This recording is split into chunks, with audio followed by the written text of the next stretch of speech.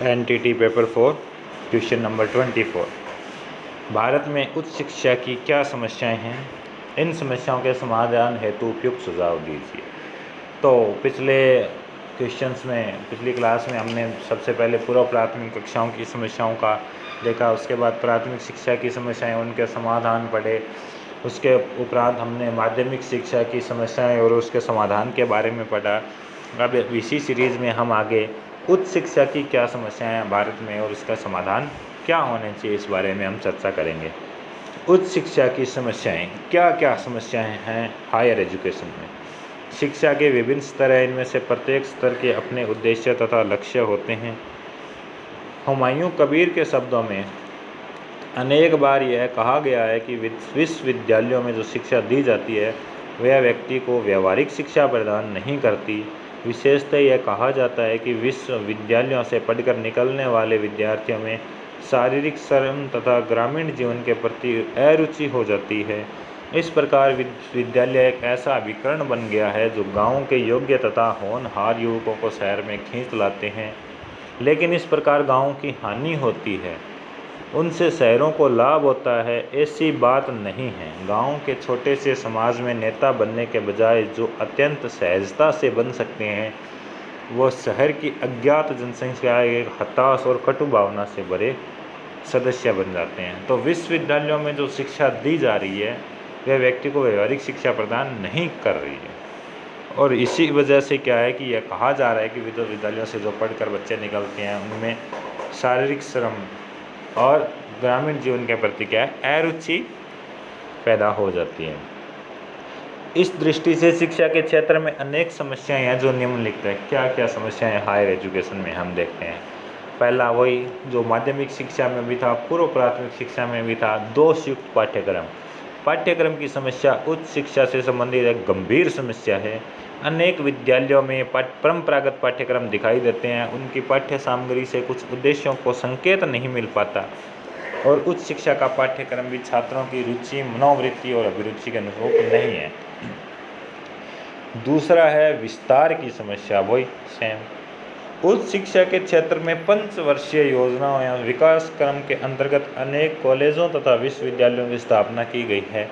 इससे दिन प्रतिदिन उच्च शिक्षा में विस्तार की समस्या बढ़ती जा रही है। इसे अनियंत्रित शिक्षा के विस्तार से अनेक दुष्परिणाम सामने आए हैं। शिक्षित बेरोजगारी, अपव्यय तथा अवरोधन की समस्या, उच्च शिक्षा के स्तर में गिरावट, उपयुक्त शैक्षणिक प्रशिक्षण का अभाव, प्रभाव की समस्या और प्रवेश की समस्या। अगला है शिक्षा के माध्यम की समस्या। अब जो मीडियम है उसकी भी समस्या है कि स्वतंत्रता प्राप्ति के पश्चात भी भारत में अनेक विश्वविद्यालयों में शिक्षा का माध्यम अंग्रेजी ही है। आज के नवयुवक अंग्रेजी को अत्यधिक महत्व दे रहे हैं, वे अंग्रेजी भाषा से होने वाली हानि अथवा अहित को नहीं समझ पा रहे। अगला कारण है शिक्षा का गिरता हुआ स्तर। उच्च शिक्षा के स्तर गिरने के मुख्य कारण निम्नलिखित है। कक्षा में छात्रों की संख्या अधिक होना, जिससे जो शिक्षक है वो सभी विद्यार्थियों पर पूरा ध्यान नहीं दे पाते हैं। शिक्षकों द्वारा छात्रों पर ध्यान न देना, शिक्षक है वो छात्रों पर ध्यान नहीं दे रही है, ये भी एक कारण है।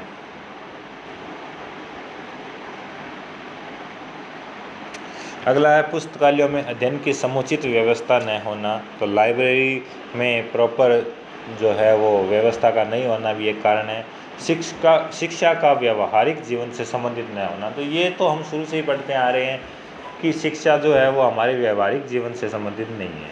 शिक्षकों का वेतन कम होना, ये भी एक समस्या पूर्व प्राथमिक कक्षा से चली आ रही है और हाई स्कूल तक और मतलब हायर एजुकेशन में भी ये प्रॉब्लम आ रही है। शिक्षकों द्वारा शिक्षण कार्य में रुचि न लेना, उनका इंटरेस्ट नहीं होना भी एक कारण है। पांचवा है दोषपूर्ण शिक्षा प्रणाली। आज उच्च स्तर पर निबंधात्मक परीक्षाएं आयोजित की जाती है, इससे छात्रों की योग्यता के संबंध में पूरी जानकारी नहीं मिल पाती। इसका कारण है कि यदि इन परीक्षाओं में रहकर ही छात्र उत्तीर्ण हो जाते हैं, फलस्वरूप शिक्षित बेरोजगारी बढ़ती है। राधाकृष्णन आयोग के अनुसार यदि हम विश्वविद्यालय शिक्षा के मात्र एक विषय में सुधारने तथा परीक्षाओं के संबंध में होगा। तो परीक्षा प्रणाली भी हमारी दोषपूर्ण, हमने माध्यमिक शिक्षा में भी पढ़ा कि दोषपूर्ण परीक्षा प्रणाली जो है उस वजह से जो माध्यमिक शिक्षा में एक बड़ी रुकावट पैदा हो रही है। और वही दोषपूर्ण परीक्षा प्रणाली जो क्या है कि उच्च शिक्षा में भी आ रही है कि जो परीक्षाएं हैं वो निबंधात्मक परीक्षाएं ज़्यादा हो रही है।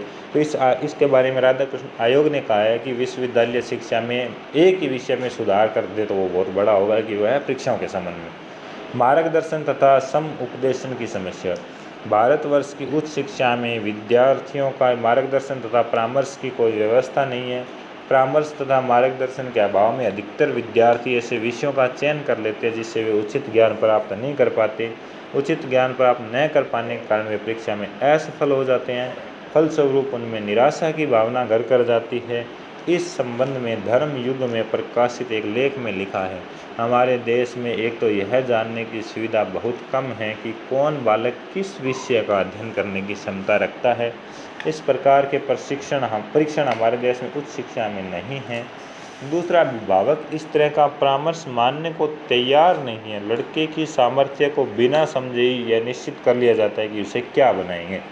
तो देखिए, सबसे बड़ी जो समस्या यही है कि मार्गदर्शन की समस्या, कि एक तो बच्चों को सही से गाइडेंस नहीं मिल पा रही है कि वो किस विषय का चयन करें, किस विषय का अध्ययन करें जिससे उसको अच्छा व्यवसाय मिले या मतलब वो अपना कुछ सीख पाए उस विषय में। तो गाइडेंस की कमी है। और दूसरा ये भी है कि अभिभावक ये मानने को तैयार नहीं है कि बच्चा किस विषय में रुचि ले रहा है। वो ये जानने, बच्चे की योग्यता जाने बिना ही ये डिसाइड कर लेते हैं इसको क्या बनाना है। अगला है अनुशासनहीनता की समस्या। विश्वविद्यालय में अनुशासनहीनता के लिए छात्र तथा शिक्षक दोनों ही उत्तरदायी है। प्रवेश को लेकर कुलपति का घेराव, तोड़फोड़, आगजनी आदि घटनाएं घटित होती है। परिणाम स्वरूप कॉलेजों और विश्वविद्यालयों को अनिश्चित काल के लिए बंद करना पड़ता है। उच्च शिक्षा पर कुछ राजनीतिक तथा सामाजिक वर्गों का प्रभाव पड़ रहा है। फलस्वरूप छात्र वर्ग का अन्य वर्गों के साथ संघर्ष बढ़ रहा है। आजकल अध्यापकों से दुर्व्यवहार, परीक्षा में नकल को लेकर होने वाली हिंसा, अनैतिकता, अनुशासनहीनता इसके ज्वलंत प्रमाण हैं। तो ये भी एक समस्या है इनडिसिप्लिन की, कि जो प्रवेश को लेकर वाइस चांसलर को घेराव किया जाता है, कॉलेजों में तोड़फोड़ की जाती है, जिसकी वजह से कॉलेजों को अनिश्चित काल के लिए बंद कर दिया जाता है, जिससे उनकी शिक्षा पर भी प्रभाव पड़ता है। और उच्च शिक्षा पर राजनीतिक और सामाजिक वर्गों का भी काफ़ी प्रभाव पड़ रहा है। उद्देश्यहीनता की समस्या। उद्देश्यहीनता उच्च शिक्षा की अत्यंत गंभीर समस्या है। उद्देश्यहीनता की समस्या के कारण छात्रों का भावी जीवन अंधकार में प्रतीत हो रहा है। आज का छात्र का समाज का मात्र चेतनाहीन सदस्य बनकर ही रह गया है। इसका मुख्य कारण किसी विशेष उद्देश्य से शिक्षा प्राप्त न करना है। इस संबंध में गुनार मिर्डल ने लिखा है, विश्वविद्यालयों की उपाधियां सरकारी नौकरियां हेतु पासपोर्ट थी। शिक्षा शिक्षार्थियों को नौकरी हेतु न कि जीवन हेतु तैयार करने के संकीर्ण उद्देश्य से दी जाती है। तो ये भी है कि उद्देश्यहीनता की उद्देश्य निर्धारित नहीं है कि बच्चों को शिक्षा क्यों दी जा रही है। और इस संबंध में गुनार मिर्डल ने कहा है कि विश्वविद्यालय की जो डिग्रियां हैं वो खाली सरकारी नौकरियों के लिए पासपोर्ट बनी हुई है। और शिक्षा बच्चों को इस वजह से शिक्षा नहीं दी जा रही कि जीवन में क्या करना है, क्या उन्हें तैयार करना, अच्छा नागरिक बनाना है, बल्कि इसके लिए दी जा रही है कि नौकरी कैसे मिले उनको। तो नौकरी हेतु शिक्षा नहीं दी जानी चाहिए। अगला है शिक्षा में विशिष्टीकरण की समस्या। उच्च शिक्षा में विभिन्न विषयों के विशिष्टीकरण पर जोर दिया जाता है। फलस्वरूप किसी विषय में दक्षता प्राप्त करने के पश्चात छात्रों का दृष्टिकोण अत्यंत संकीर्ण बन जाता है। इस संबंध में श्री सैयदेन ने लिखा है, विशिष्टीकरण में एक तरह की संकीर्णता, अकाल्पनिकता होती है, जिसका परिणाम यह होता है कि विज्ञान वर्ग के शिक्षार्थियों को कला, कविता, सामाजिक तथा राजनीतिक समस्याओं का कोई ज्ञान नहीं होता। विज्ञान और वैज्ञानिक विधियों ने इस संसार को जिसमें वे रहते हैं किस तरह से बदल दिया है। तो विशिष्टीकरण की भी एक समस्या है कि साइंस पढ़ रहा है, उसको अन्य सब्जेक्ट का कोई नॉलेज नहीं है। तो ये भी एक मुख्य समस्या है।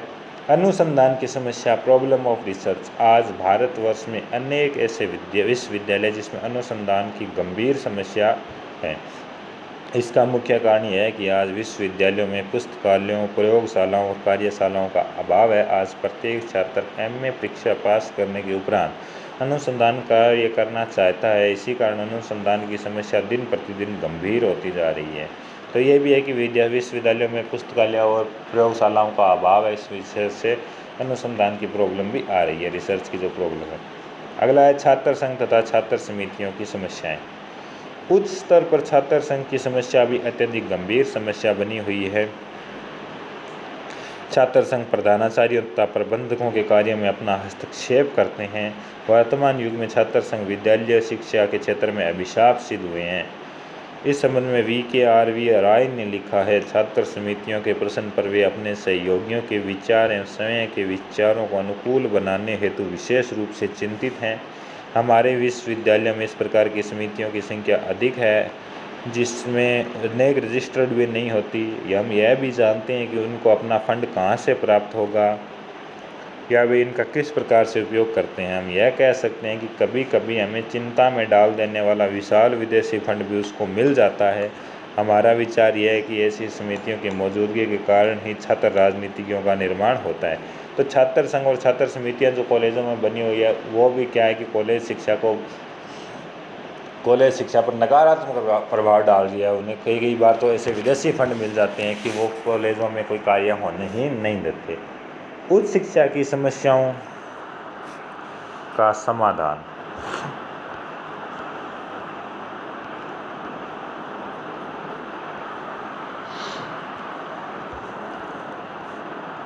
अब समस्याएं हमने पढ़ ली, अब समस्याओं के अनुसार ही उनका क्या होता है, समाधान होता है।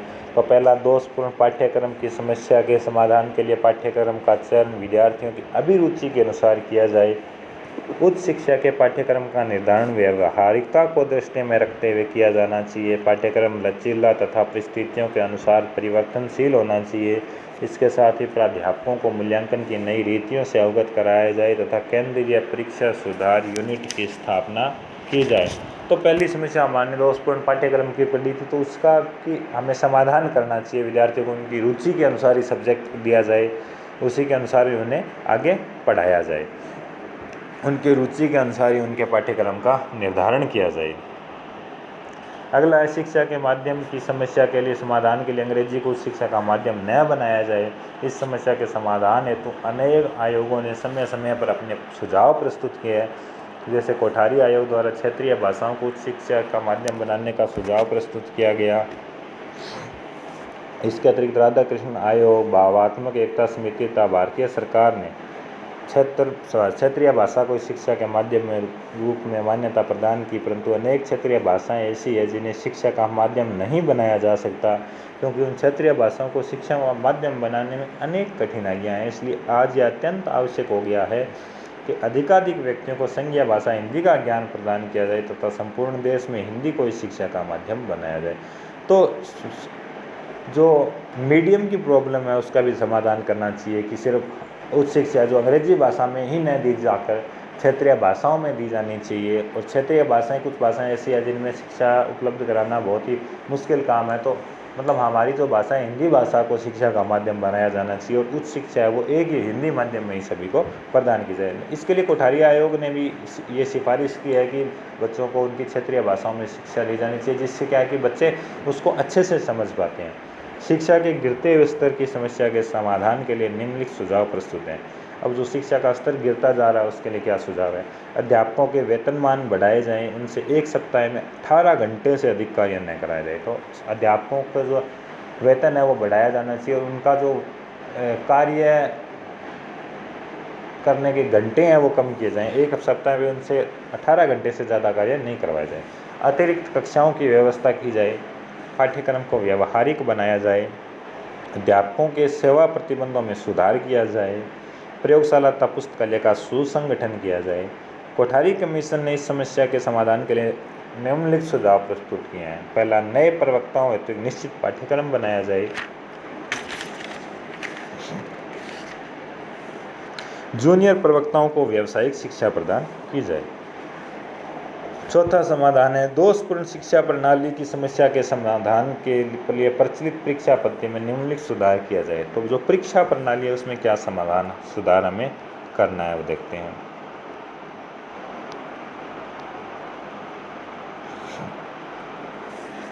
निबंधात्मक परीक्षाओं के स्थान पर वस्तुनिष्ठ परीक्षाएं आयोजित किया जाए। तो जो निबंधात्मक परीक्षाएं हो रही है उसकी जगह वस्तुनिष्ठ परीक्षाएं आयोजित की जानी चाहिए। 50% से कम अंक प्राप्त वाले विद्यार्थियों को उच्च शिक्षा से वंचित कर देना चाहिए। केंद्रीय परीक्षा सुधार यूनिट की स्थापना की जाए। प्राध्यापकों को मूल्यांकन की नवीन रीतियों से अवगत कराया जाए। कोठारी कमीशन के क्या सुझाव दिए हैं परीक्षा प्रणाली में सुधार के लिए? मूल्यांकन के नवीन दृष्टिकोणों के माध्यम से परीक्षाओं में सुधार किया जाना चाहिए। बाह्य परीक्षाओं के प्रश्न पत्रों को वस्तुनिष्ठ बनाया जाना चाहिए। विद्यार्थियों के विकास से संबंधित विभिन्न पक्षों का मापन करने हेतु नवीन रीतियों की खोज की जानी चाहिए। अगला मार्गदर्शन तथा समुपदेशन की समस्या, जो गाइडेंस की समस्या है उसका समाधान कैसे किया जाए? अनुभवी तथा प्रशिक्षित व्यक्तियों द्वारा विद्यार्थियों को निर्देशन व परामर्श दिया जाना चाहिए। महाविद्यालयों तथा विश्वविद्यालयों में ऐसे प्राध्यापकों की नियुक्ति की जानी चाहिए जो विद्यार्थियों की रुचि को ज्ञात कर उन्हें परामर्श दे सके।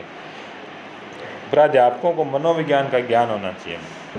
तो जो प्राध्यापक हैं लेक्चरर जो है उनको क्या होना चाहिए कि मनोविज्ञान का अच्छे से ज्ञान होना चाहिए। और स्कूलों में कॉलेजों में प्राध्यापकों की नियुक्ति की जाए जिससे क्या कि वो विद्यार्थियों की रुचि को बच्चे की रुचि को जान सके और उसी के हिसाब से उसको गाइड कर सके कि उसको आगे किस क्षेत्र में जाना चाहिए। अगला है अनुशासनहीनता की समस्या समाधान कैसे किया जाए? कोठारी आयोग ने क्या सुझाव दिए हैं? तो अध्यापक तथा विद्यार्थियों के मध्य प्रेम और सहयोग की भावना होनी चाहिए। समस्त शिक्षण संस्थाओं में सुधार किए जाए। शिक्षा द्वारा सभी स्तरों में सुधार किया जाए। शिक्षा तथा प्रशासन से संबंधित सभी दोषों को समाप्त किया जाए। समस्त उच्च शिक्षा संस्थानों में निर्देशन तथा परामर्श की समुचित व्यवस्था की जाए। विश्वविद्यालय की सभा तथा साहित्यिक परिषद में छात्रों का प्रतिनिधित्व दिया जाए। समस्त विश्वविद्यालय के जीवन को एक मानकर अध्यापकों, विद्यार्थियों और प्रशासन के बीच विभेदीकरण के समस्त प्रयासों को समाप्त किया जाए। विद्यार्थियों में स्व अनुशासन और सकारात्मक अनुशासन की भावना का विकास किया जाए। इस संबंध में भारतीय विश्वविद्यालय प्रशासन ने निम्नलिखित सुझाव प्रस्तुत किए हैं। अनुशासनहीनता की समस्या का समाधान करने का सर्वोत्तम उपाय यह है कि युवा छात्रों की क्रियाओं को स्वस्थ दिशाओं में अभिमुख किया जाए। यह तभी संभव है जब उनके लिए अतिरिक्त शैक्षणिक सुविधाओं का आयोजन किया जाए। खेल कूद, छात्रावासों में सामुदायिक जीवन, भोजनालयों की विद्यार्थियों द्वारा व्यवस्था, वाद विवाद तथा गोष्ठियाँ। लेकिन शर्त यह है कि इन समस्त कार्यों में अध्यापक अग्रणियों की हर एक कार्य में बच्चों से उनकी जो व्यवस्था है वो बच्चों द्वारा की जानी चाहिए, लेकिन उनका जो है वो सभी पर छात्रों अध्यापकों की निगरानी में सारा कार्य करवाया जाए। अगला है उद्देश्यहीनता की समस्या का समाधान विद्यार्थियों के समक्ष एक निश्चित उद्देश्य रखकर किया जा सकता है। विश्वविद्यालय आयोग के अनुसार विद्यार्थियों के समक्ष एक निश्चित लक्ष्य होना चाहिए तथा उसी के अनुसार विद्यार्थियों को उच्च शिक्षा प्रदान की जानी चाहिए। शिक्षा में विशिष्टीकरण की समस्या का समाधान ज्ञान की विभिन्न शाखाओं में समन्वय स्थापित करके ही प्राप्त किया जा सकता है। इसका प्रमुख कारण यह है कि ज्ञान को भिन्न भिन्न भागों में अलग अलग विभाजित करके नहीं पढ़ाया जा सकता। इसके अतिरिक्त सामान्य तथा विशेषीकृत शिक्षा में भी समन्वय स्थापित किया जाना चाहिए और शिक्षा का पाठ्यक्रम ऐसा होना चाहिए जिससे सभी छात्र शिक्षा प्राप्त कर सकें। छात्र संघ तथा छात्र समितियों की समस्या के समाधान हेतु छात्र संघों का निर्माण इस प्रकार किया जाए कि वे छात्रों के नेतृत्व के गुणों का विकास कर सकें तथा छात्रों को राष्ट्र उपयोगी कार्यों को करने के लिए प्रेरित कर सकें। इसके अतिरिक्त छात्र संघों का पंजीकरण किया जाना चाहिए। इन संघों का प्रमुख कार्य शैक्षिक जीवन को अधिक से अधिक उन्नतिशील बनाना होना चाहिए तथा इन संघों का उद्देश्य निश्चित होना चाहिए। धन्यवाद।